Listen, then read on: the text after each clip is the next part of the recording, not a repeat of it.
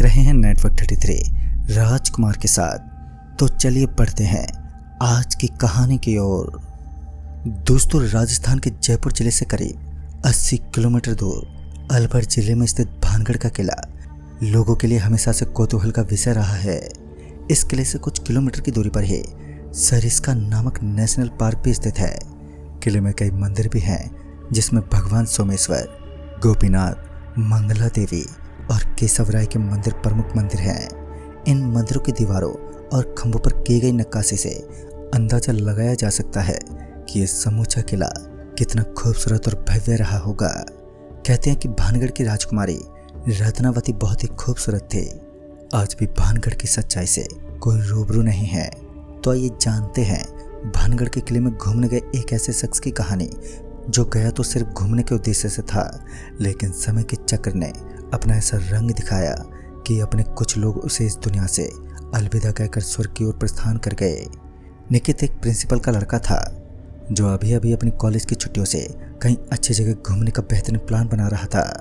उसे जब भानगढ़ के बारे में पता चला तो उसने भानगढ़ जाने का मन बना लिया था और अपने बाकी दोस्तों को भी सूचित कर दिया कि हम सभी बहुत जल्द एक ऐसे स्थान पर घूमने के लिए जाने वाले हैं जहाँ की हर एक चीज अपने आप में एक रहस्य है। निकित के पास खुद की एक गाड़ी थी, जिससे वो घूमने फिरने का काम करता। मध्य प्रदेश के निवासी निकित ने एक ऐसे स्थान को चुना था जिसकी असलियत एक ऐसी हकीकत से जुदा थी, जो कड़वी होने के साथ साथ बड़ी अजीब और डर भरी थी। रविवार के ही दिन निकित अपने 5 दोस्तों के साथ अपनी गाड़ी लेकर मध्य प्रदेश से राजस्थान की तरफ रवाना हुआ। मध्य प्रदेश से निकलते समय निकित ने देखा कि आज ट्रैफिक का जमावड़ा कुछ ज़्यादा ही फैला हुआ था। हर जगह ट्रैफिक जाम था।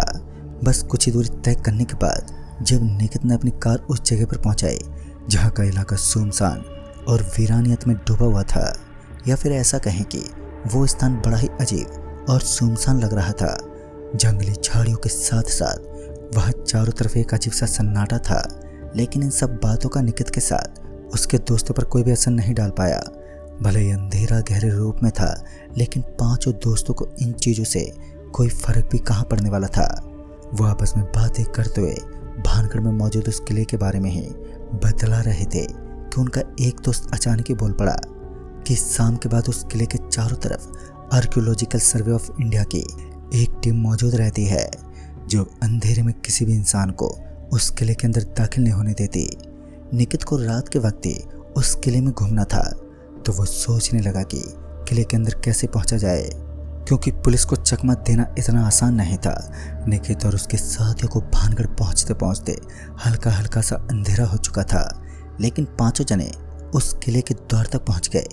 आज अंधेरी रात का माहौल रहने वाला था और पहले तो निकित उस किले के चारों ओर पुलिस को देखने लगा कि क्या सच में यहाँ पर पुलिस मौजूद है।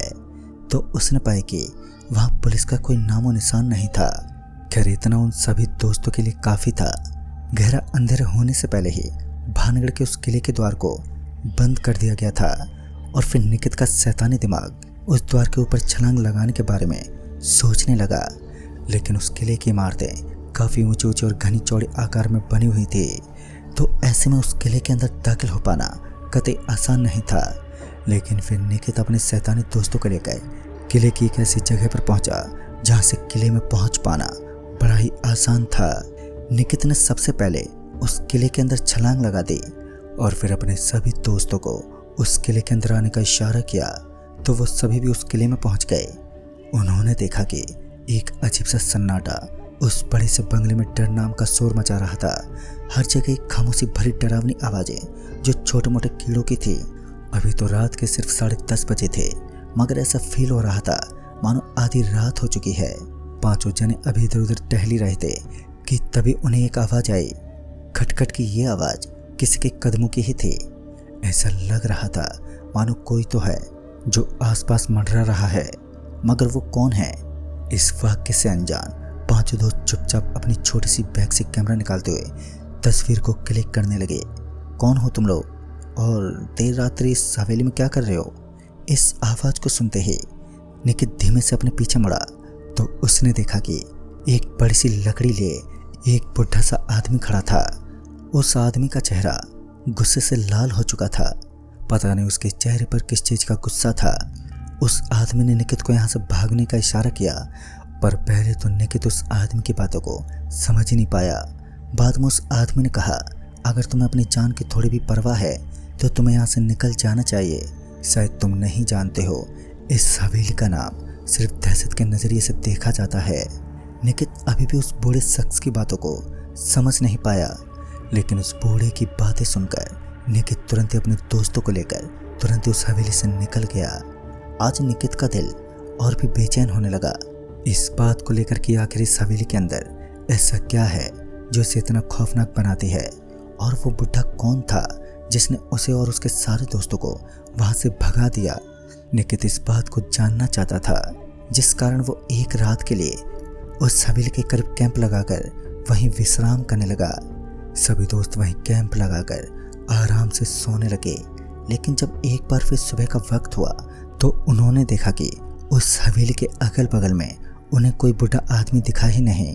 चारों तरफ एक गहरा सन्नाटा पसरा हुआ था। हालांकि अब वो वक्त हो चुका था जब लोग उस हवेली के आसपास घूमने के लिए पहुंचे थे। निकित भी दिन के जोरदार उजाले में उस हवेली के अंदर दाखिल हुआ तो उन्हें अफसोस तो इस बात का हो रहा था कि उस बंगले की सीमाओं से दूर दूर तक किसी भी बूढ़े आदमी का कोई ठिकाना ना था। निकित के मन में ये बात खटक रही थी कि वो आदमी कौन था जिसने रात के वक्त उस हवेली से बाहर भेज दिया था। चारों तरफ एक गहरा सन्नाटा पसरा हुआ था। हालांकि अब वो वक्त हो चुका था जब लोग उस हवेली के आसपास घूमने के लिए पहुंच चुके थे। निकित भी दिन के जोरदार उजाले में उस हवेली के अंदर दाखिल हुआ तो उन्हें अफसोस तो इस बात का हो रहा था कि उस बंगले की सीमाओं से दूर दूर तक किसी भी बुजुर्ग आदमी का कोई ठिकाना न था। निकित के मन में ये बात खटक रही थी कि वो आदमी कौन था जिसने रात के वक्त उस हवेली से बाहर भेज दिया था। एक बार फिर निकित ने अपने आप को रात के वक्त उस हवेली के अंदर जाने का सुझाव दिया, क्योंकि वो उस हवेली की सच्चाई के बारे में ही तो जानने के लिए यहाँ पर पहुंचा था। फिर जब उसके दोस्तों ने रात में क्लिक की गई तस्वीर को चेक किया तो उन्हें पता चला कि उनमें हर तस्वीर के अंदर एक बूढ़ा आदमी नजर आ रहा था, जो सच में एक ताजुब की बात थी। और ये बूढ़ा शख्स कोई और नहीं बल्कि वही आदमी था जिसने उस निकित के साथ उसके समझ दोस्तों को वहां से भगा दिया था। खैर, जब उस फोटो को जूम करके देखा गया तो जैसे वो सभी लोग उस फोटो को जूम करने की कोशिश करते तो वो अचानक से गायब हो जाता। और ये बात कहीं ना कहीं बता रही थी कि इस हवेली में कुछ ना कुछ तो अजीब है। फिर उन्होंने इस बात के ऊपर ज़्यादा फोकस नहीं किया और पूरे दिन भानगढ़ के एक एक कोने में घूमने लगे। लेकिन उन्हें तो रात में उस बंगले के अंदर वक्त काटना था, जिस वजह से वो सभी दोस्त शाम के तकरीबन 4:30 बजे के आसपास उस बंगले के करीब 5 किलोमीटर आगे पड़ने वाले एक बाजार में पहुंच गए और वहां पर खाने पीने का इंतजाम करने लगे। खाने पीने का इंतजाम करने के पश्चात उन सभी ने अपनी गाड़ी में अपने कदम रखे और एक बार फिर उस बंगले के करीब पहुंच गए। गर्मियों का वक्त था तो रात में किसी भी जगह पर रुकना बेहद आसान था। वो सभी दोस्त पहले से ही अपना अड्डा बना चुके थे, जिस कारण उन्हें ज़्यादा मेहनत करने की आवश्यकता नहीं थी। रात के करीब 8:30 बजे के आसपास उस बंगले के आगे एक ताला लगा दिया गया और वहां पर मौजूद पुलिस कर्मचारी काम चोरी करते हुए उस बंगले के करीब पड़ने वाले उस बाजार में लौट गए। शायद ये उस बंगले का ही खौफ था कि कोई पुलिस वाला भी उस हवेली के पास रुकने से कतराते थे। खैर, सभी दोस्त एक बार फिर बिना कुछ सोचे समझे उसी रास्ते से उस हवेली के अंदर पहुंच गए जिसे कब्रिस्तान के नज़रिए से देखा जाता था। लेकिन ये फैसला उनके लिए भारी भी साबित हो सकता था। आज की रात कुछ ऐसी मंजिलों से सामना करवाने वाली थी जो खौफनाक दास्तां से कम नहीं थे। जब पांचों दोस्त उस हवेली के अंदर पहुंचे तो उसमें चूट-चाहट भी नहीं थी, बस खामोशी का एक चित्र उस हवेली पर कब्जा जमा चुका था। एक अजीब सा सन्नाटा पसरा हुआ था। जैसे ही निकित के साथ उसके दोस्तों के कदम धरती पर पड़ते तो पत्तों के फड़फड़ाने की आवाज़ उस इलाके में चारों तरफ गूंज उठती और ये आवाज़ इस हवेली के सन्नाटे को दिखा रही थी। भले ही उस हवेली के अंदर अभी तक किसी की मौजूदगी नहीं थी, लेकिन अगल बगल में मंडराने वाली ये चुप्पी भी नर्मदा का उदाहरण नहीं था, क्योंकि बस कुछ ही पल बाकी थे और उसके बाद पांचों दोस्तों को एक ऐसा दंड मिलने वाला था जिसकी दहशत के सामने उनकी एक ना चली। निकित का एक दोस्त निकित से बोल पड़ा, भाई मुझे जोर से टॉयलेट लगा है। और इतना बोलकर वो वहीं पर मौजूद एक बड़े से पत्थर के पास हल्का होने लगा। वहाँ से फ्रेश होने के बाद वो सभी इधर उधर टहलने लगे तो उन्हें अचानक ही किसी चीज़ के जलने की बदबू आने लगी। फिर वो सभी इस बदबू के पीछे का कारण देखने लगे तो उन्होंने देखा कि जिस जगह पर अर्जुन ने टॉयलेट किया था उस पत्थर के करीब से हल्का हल्का धुआं निकल रहा था। पता नहीं वहाँ ऐसा क्या होगा। और यही सोचते सोचते सारे दोस्त जब उस पत्थर के एकदम करीब पहुंचे तो उनकी आंखों के सामने एक ऐसा डरावना नज़ारा प्रस्तुत था जिसकी कड़वी सच्चाई निकित के साथ उसके सारे दोस्तों के पसीने छुड़ाने के लिए कायम थी। क्योंकि अब की बारी निकित को देखना था कि उस पत्थर के बिल्कुल बाईं तरफ एक बूढ़ा आदमी बैठा हुआ था और उसकी खोपड़ी के अंदर से धुआं निकल रहा था। और यहाँ पर टॉयलेट करके शायद अर्जुन ने एक बड़ी गलती को अंजाम दिया था। उस वक्त अर्जुन को भी समझ नहीं आ रहा था कि यह हो क्या रहा है, लेकिन जैसे जैसे उस बूढ़े आदमी का सर ऊपर की तरफ उठने लगा तो वैसे वैसे सारे दोस्त पीछे की तरफ हटने लगे। क्योंकि उस बूढ़े आदमी का बदन एक अजीब सी स्मेल फेंक रहा था। उसके अंदर से आने वाली ये बदबू बड़ी ही गंदी थी जिस कारण सारे दोस्तों को उल्टियाँ होने लगे। और अब उन सारे दोस्तों को ये बात अच्छे से मालूम पड़ चुकी थी कि उनके सामने खड़ी ये मुसीबत कोई सामान्य इंसान नहीं है। तो उन्होंने उसी वक्त एक तेज तर्रा दौड़ लगा दी। तेज गति से भागते वहाँ से निकलने लगे, लेकिन वो जिस रास्ते से भागते हुए जिस दीवार के छेद के अंदर से इस हवेली में पहुँचे तो वो इमारत अचानक ही वहाँ से गायब हो चुकी थी। यानी कि मुसीबत की बार अब लगातार बढ़ती जा रही थी। चारों तरफ खतरे की मौजूदगी दिखाई पड़ रही थी। तो वहीं एक अजीब सी डरावनी हंसी एकदम से गूंजने लगी। इस हंसी की आवाज़ इतनी डरावनी थी कि सारे दोस्त इधर से उधर बिखरने लगे। अब उनकी समझ से सब कुछ बाहर था। वो ये तक भूल चुके थे कि इस बंगले का दरवाजा किधर है। और फिर जब सारे दोस्तों को ये लगने लगा कि अब उनकी मौत बस कुछ देर के बाद ही उनके साथ मुलाकात करने वाली है, तो उन्होंने घुटने टेक दिए और वो चुपचाप एक दीवार के पास बैठ गए। वो बुढ़ा आदमी जोर जोर से चिल्लाते बोला, मैंने तुम्हें मना किया था ना कि इस हवेली में आने की हिम्मत मत करो, लेकिन तुम लोगों ने मेरी बात नहीं मानी। अब तुम्हें इसका भुगतान करना होगा। और यही बोलते हुए वो बुढ़ा आदमी जोर जोर से चिल्लाने लगा और कहने लगा कि वो आ चुकी है, तुम सभी को एक ऐसी मौत देगी जिसके बारे में तुम लोगों ने सपने में भी नहीं सोचा होगा।